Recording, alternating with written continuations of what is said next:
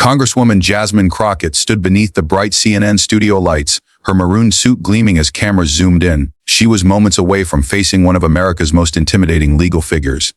Across the stage, Alan Dershowitz, the 85-year-old Harvard Law professor emeritus and celebrity attorney, stepped forward confidently, a thick stack of papers clutched in his hand.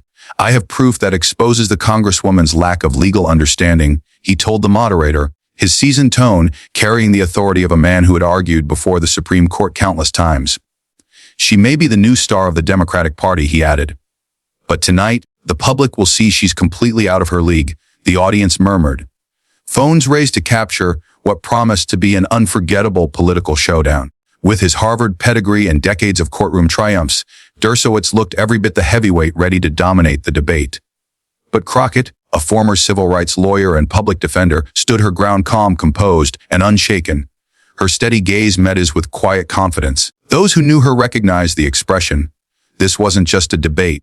It was a reckoning, and the man who had once lectured America's greatest lawyers was about to face one of his most humbling moments. As the CNN host Rebecca Mitchell began the segment on voting rights legislation, tension rippled through the studio. Neither Crockett nor Dershowitz broke eye contact.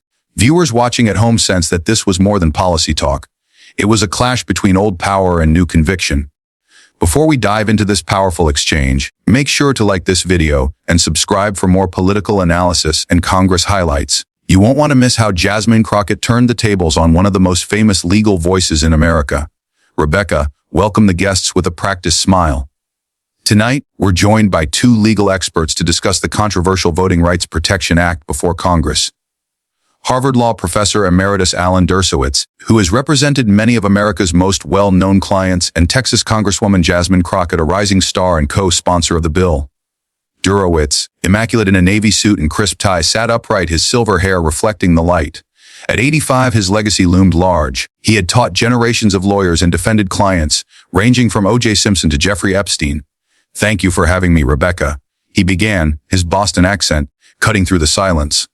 "I've been teaching constitutional law since before the Congresswoman was born. Think Americans deserve to hear from someone who truly understands the Constitution." The condescension was impossible to miss. He lifted his papers marked with yellow highlights, props meant to remind everyone of his academic stature. Crockett, sitting across the table, adjusted her gold necklace and leaned slightly forward. At 43, the Yale-educated attorney had built her career fighting for real people, families, workers, and voters long before stepping into Congress. Her calm, focused presence hinted at the courtroom discipline that had carried her through countless battles. "Good evening," Crockett began, her voice smooth but firm, carrying the subtle warmth of her Texas roots. "Unlike some, I'm not here to lecture Americans from an ivory tower. I'm here to discuss how this legislation protects real communities. I've served in court and now in Congress." The host nodded, sensing the friction building. "Let's begin," she said. "Professor Dershowitz, you've called this bill unconstitutional. Congresswoman Crockett, you're a co-sponsor. What's truly at stake here?" Before Crockett could speak, Dershowitz jumped in. "What's at stake," he said sharply, "is the balance of power. Congress is overreaching. The Constitution gives states, not Washington, the authority to run elections. Frankly, I'm surprised someone with a law degree would support such an unconstitutional power grab." Crockett's lips curved into a faint smile, not of amusement but of recognition. She had seen this tactic before. Men with titles using arrogance as a weapon. Behind the scenes, her team had prepared for every line of attack. They had studied Dershowitz's speaking style, his habit of interrupting, asserting superiority, and dismissing his opponents rather than engaging with substance. What he didn't know was that Crockett had spent the weekend reviewing his own writings from the 1970s and 1980s, essays that directly contradicted his current stance. She had even spoken with 3 of his former students, gathering insights into his debate weaknesses. In the control room, producers leaned forward, realizing this was no ordinary policy discussion. The Crockett versus Dershowitz face-off was pure television gold. Social media teams were already cutting clips for viral release. For Dershowitz, this was about preserving his reputation as America's top legal mind. For Crockett, it was about proving that a new generation of attorneys, diverse, community-rooted, and unafraid, deserve the same platform.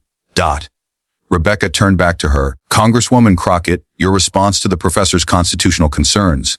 Crockett straightened her notes, her tone sharpening. "I'll gladly respond, Rebecca," she said, "but let's start with something fundamental. Constitutional interpretation isn't just for Ivy League professors. It belongs to every American whose rights depend on it. Dershowitz raised an eyebrow, ready to interrupt, but Crockett continued, her voice unwavering. The professor claims I misunderstand constitutional law. Let's look at the text. Article 1, Section 4 clearly gives Congress authority over federal elections. The 14th and 15th Amendments reinforce Congress's power to protect voting rights. That's not theory. It's written law. The studio fell silent. Crockett had just turned what was supposed to be a lecture into a masterclass of her own. Dershowitz shook his head slowly, clearly irritated at being corrected on something as basic as constitutional law. Congresswoman, he said with a thin smile, I'm well aware of those clauses, but the Supreme Court has repeatedly upheld state control over elections. Shelby County v. Holder, for example. I'm very familiar with Shelby County, Crockett interrupted smoothly. I've personally litigated voting rights cases affected by that ruling. The issue isn't whether states have authority, it's whether they're abusing that authority to silence voters. The professor's expression tightened. That's exactly the kind of emotional, non-legal rhetoric that muddies this entire debate. The Constitution doesn't promise easy voting. It promises equal protection under the law. Crockett didn't hesitate. When voting restrictions target certain communities more than others, that's not about convenience. It's about constitutional harm. Rebecca Mitchell, sensing the rising heat between them, tried to steer things back. Let's discuss the details of the bill, she suggested. Professor, you've criticized the section that mandates a minimum number of early voting days. Why is that? Dershowitz leaned forward, energized by the opening. This, he said, tapping his papers, is where Congress clearly crosses the line. States are not identical. They have different populations, budgets, and needs. Imposing a one-size-fits-all rule from Washington ignores that diversity and violates the principles of federalism. He lifted a highlighted report. I have statements from election officials in 17 states warning that these mandates would cause logistical chaos. The Congresswoman's pushing ideology over practicality. Crockett listened calmly, letting him finish before responding. Interesting, she said, pulling a folder from her side, because I have official letters from 23 states, including many led by Republicans, supporting these standards as both achievable and necessary.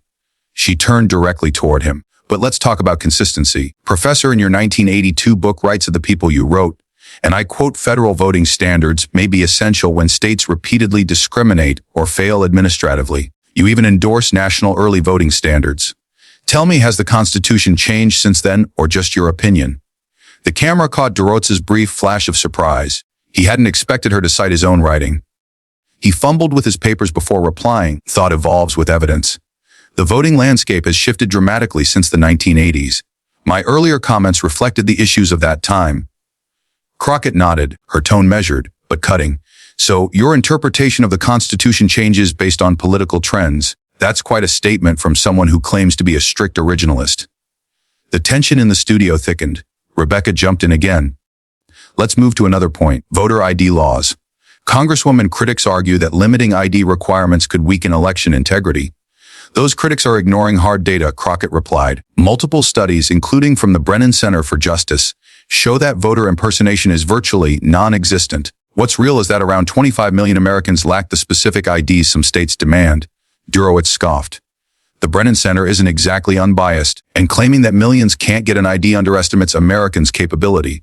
It's insulting, frankly. Something flickered behind Crockett's eyes. Anger quickly controlled. Her voice stayed calm, but each word carried weight. Professor, have you ever represented someone who lost their vote because they couldn't afford the paperwork for an ID? Have you met elderly citizens born with midwives who never had birth certificates? I have. Have you spoken to workers who can't take unpaid hours off to visit offices that only open during their shifts? I have. Calling these barriers insulting proves the disconnect I mentioned earlier, the ivory tower mentality.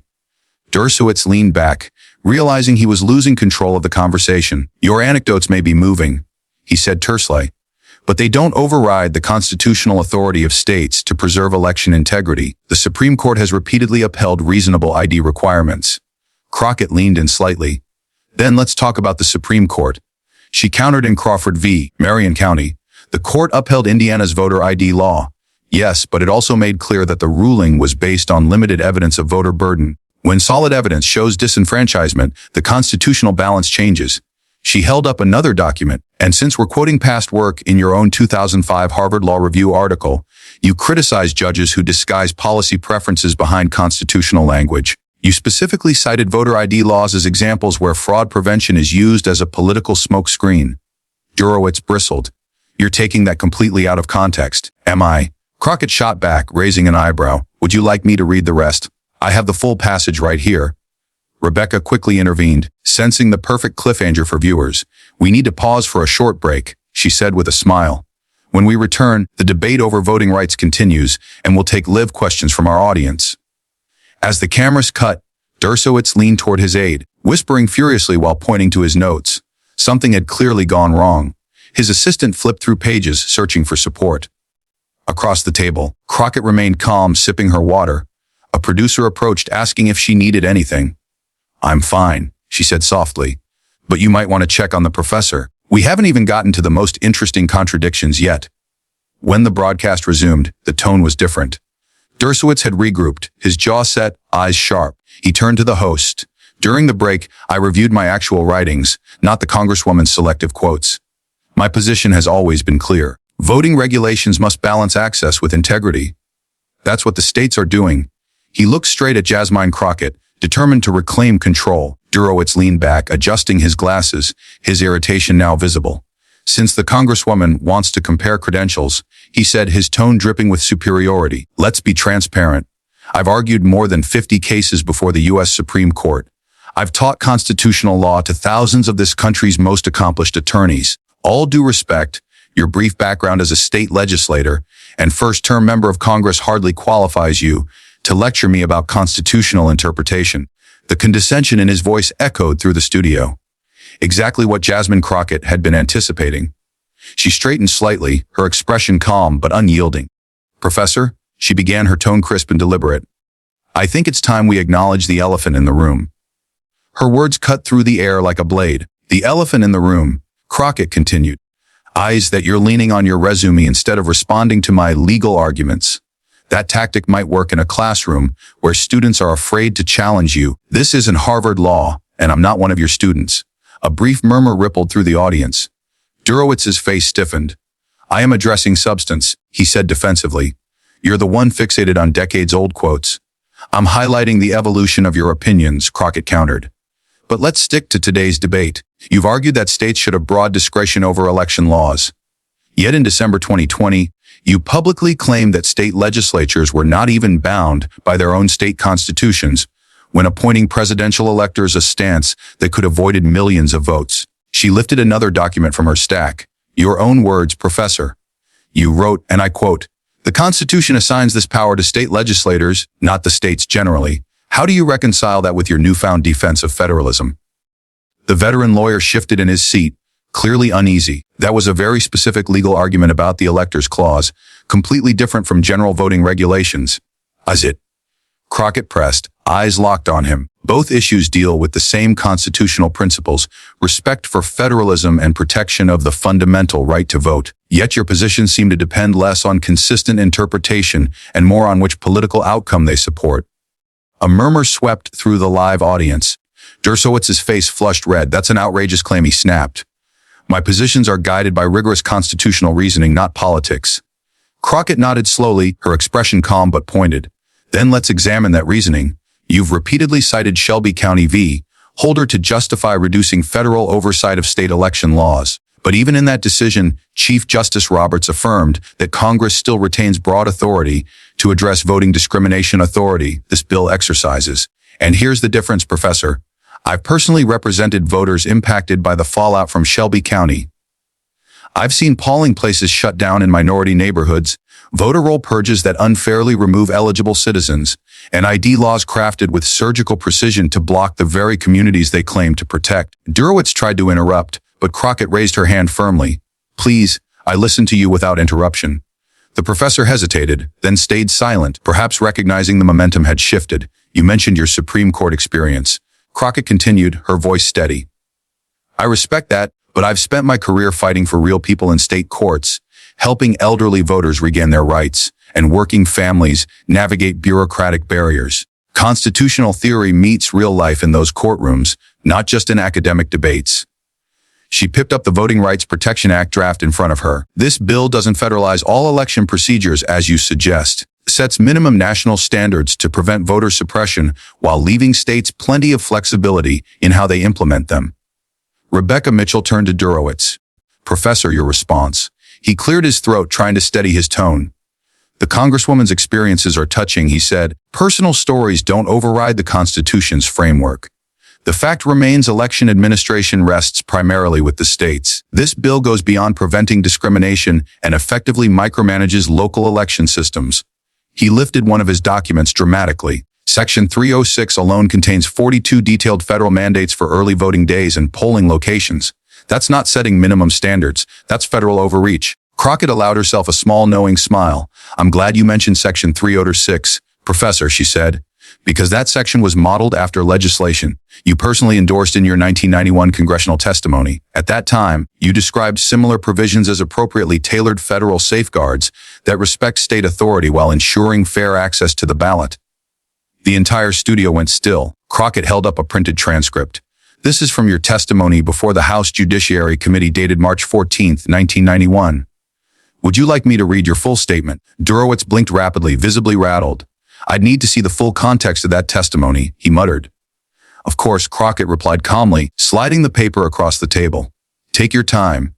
As he scanned, the documented camera zoomed in on his face. Viewers could see the transformation, confidence melting into confusion, and then quiet disbelief. The text matched exactly what she had quoted. Crockett turned to face the audience and cameras directly. This highlights a deeper issue, she said firmly. Too often, voting rights are treated as abstract legal theories, rather than the real protections they are for everyday Americans. The same legal authorities who once defended federal voting protections now oppose them. Not because the Constitution changed, but because the political winds did. Dershowitz, scrambling to recover, straightened his notes. Even if I did support similar provisions back then, and I'd still like to verify that document's authenticity, the constitutional framework, Dershowitz began, trying to recover his composure, has evolved through later Supreme Court rulings. Crockett leaned forward slightly. Rulings exactly, Professor? She asked with measured politeness. Because in Shelby County, the court made it clear that Congress still holds the authority to address voting discrimination. It merely required Congress to modernize the coverage formula for preclearance. And that's precisely what our bill does based on current data about discriminatory practices. She turned to Rebecca Mitchell, the moderator. Rebecca, this isn't an abstract constitutional question, Crockett continued. It's about whether we believe that every American, no matter their zip code, work hours, or physical ability, deserves equal access to the ballot box. The Constitution's text and history both affirm that Congress has a duty to act whenever that access is threatened. No, visibly uneasy, Dershowitz shuffled through his papers. The Congresswoman is oversimplifying these complex constitutional questions, he said quickly. She's appealing to emotion rather than engaging in rigorous legal reasoning. Crockett arched an eyebrow. Am I? Then let's be specific about the law. She picked up the Constitution from her notes.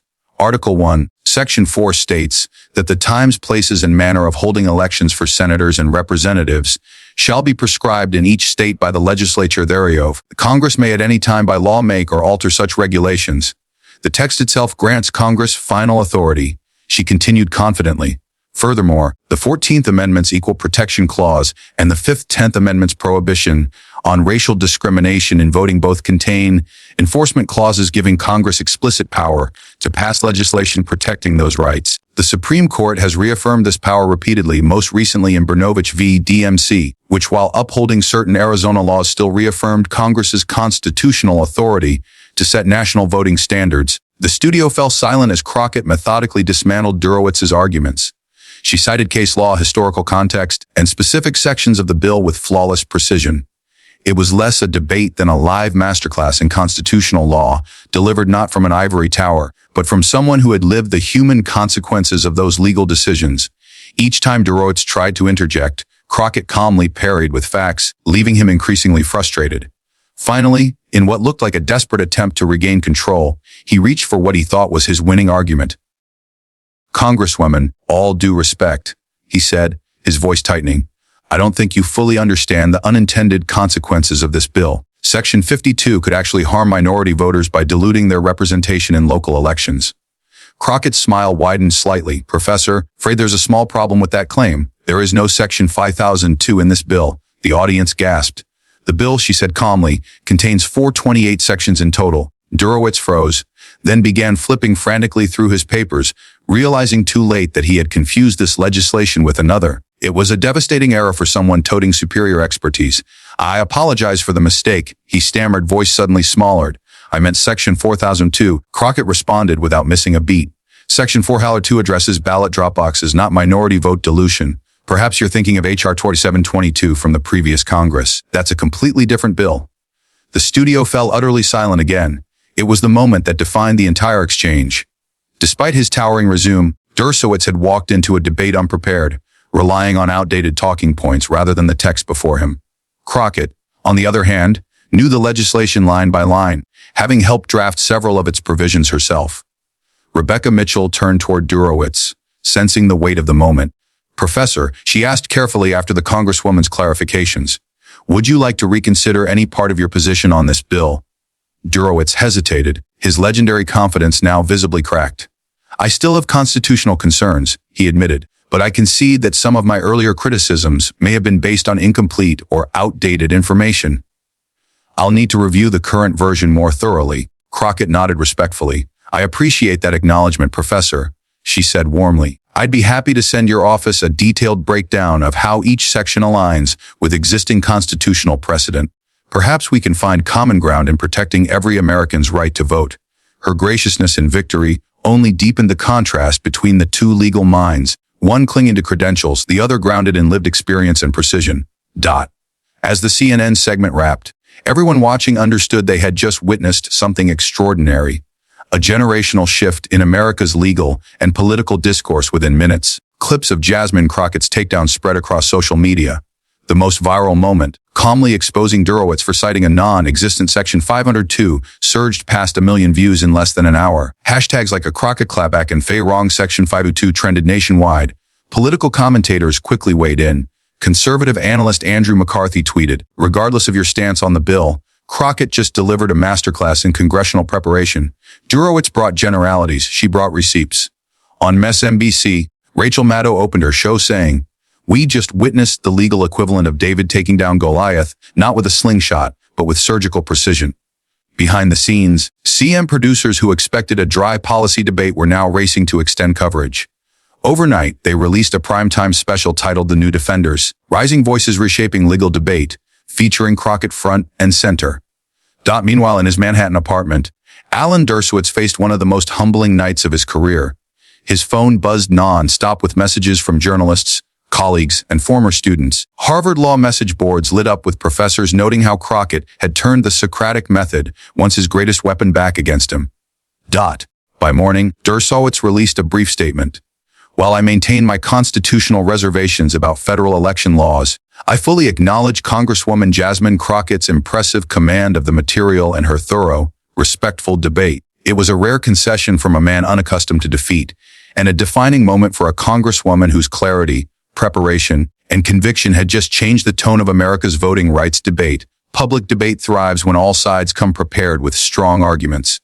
Still, the official statement's diplomatic tone couldn't disguise what everyone recognized: an attempt at damage control for Jasmine Crockett. However, the aftermath was nothing short of transformative. Within hours, her congressional office overflowed with interview requests from every major network. Her social media following tripled overnight, and her inbox flooded with messages of support, recognizing her new national influence. House Democratic leaders invited her to lead a press conference on voting rights legislation the very next day. Even more striking, 3 representatives who had previously hesitated to support the bill reached out to her office, now pledging their votes. What had once seemed like a long-shot reform was suddenly gaining real momentum across legal circles. The reaction was electric. Law professors, political analysts, and journalists dissected the debate from every angle. A Yale law scholar wrote, "Crockett proved that lived experience combined with legal expertise creates a deeper and more persuasive interpretation of the Constitution than theory alone." At Georgetown Law, a new forum was announced, Credentials versus Substance, Rethinking Legal Authority and Public Discourse. Inspired by the viral exchange, civil rights organizations like the NAACP and the Lawyers Committee for Civil Rights Under Law issued public statements praising Crockett's arguments as reinforcing the constitutional foundation for federal voting protections. Meanwhile, voting rights advocates in Georgia, North Carolina, And Arizona reported major spikes in volunteer sign-ups for voter education and registration drives, with many citing Crockett's passionate defense as their motivation. On the other side of the political spectrum, conservative media scrambled to reframe the story. Fox News host Lavra Ingraham argued that Crockett's gotcha moment over Section 5002 didn't change the core constitutional debate. Yet even on Fox, analysts admitted the obvious: Dershowitz had been outmatched on substance.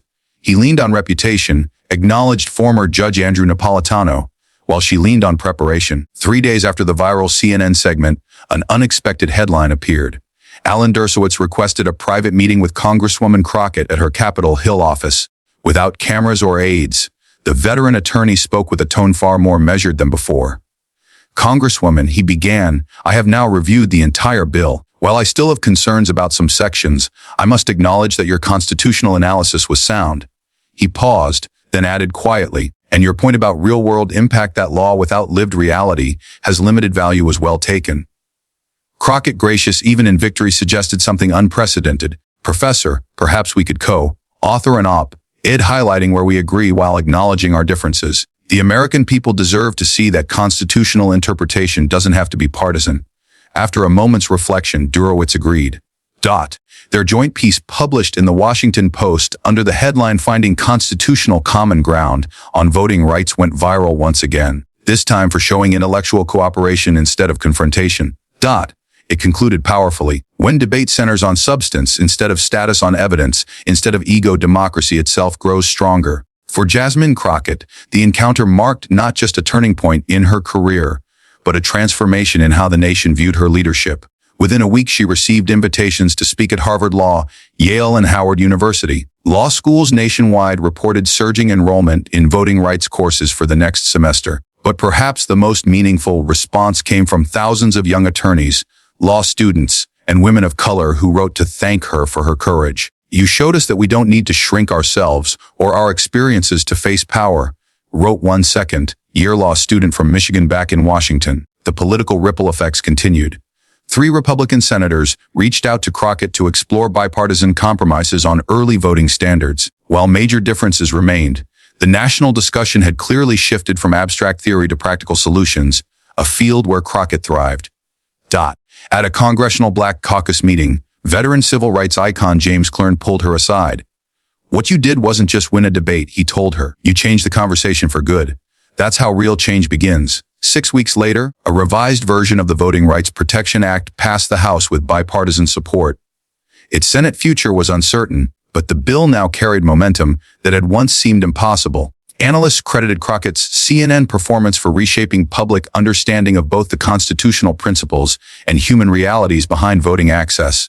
In the broader media world, the Crockett-Dershowitz exchange became a landmark example in communications and law schools, a defining case study in how authority and public debate is shifting. Titles and credentials still mattered, but they no longer guaranteed dominance. What mattered most now was knowledge, preparation, and authenticity. For millions watching across America, the confrontation transcended partisanship. It wasn't just about law or politics. It was about who gets to speak with authority in a democracy, who gets to shape the national conversation, who gets to be heard. As for Congresswoman Jasmine Crockett, reflecting with her staff one evening, she summed it up simply. "This was never about embarrassing Professor Dershowitz," she said quietly. "It was about making sure every citizen's right to vote is protected, not just in theory, but in practice. Because when legal theory meets lived reality, that's where justice truly begins." In classrooms and think tanks, the story of that CNN confrontation would soon be studied as a textbook example of how rigorous preparation, moral clarity, and real-world experience can outshine even the most established authority. It reminded the country of a timeless truth in a healthy democracy. Ideas should win on merit, not on the credentials of those who voice them. And as the national voting rights debate continued, one fact remained undeniable. A new fearless voice had entered the arena, proving that the most powerful response to arrogance isn't anger, but being better prepared, more informed, and unafraid to stand your ground. If you found this deep dive on the Crockett-Dershowitz Showdown inspiring, don't forget to like this video, subscribe, tap the bell icon for more in-depth breakdowns of the political moments shaping America's future. Stay tuned as we bring you stories of rising voices redefining truth, power, and leadership in today's democracy.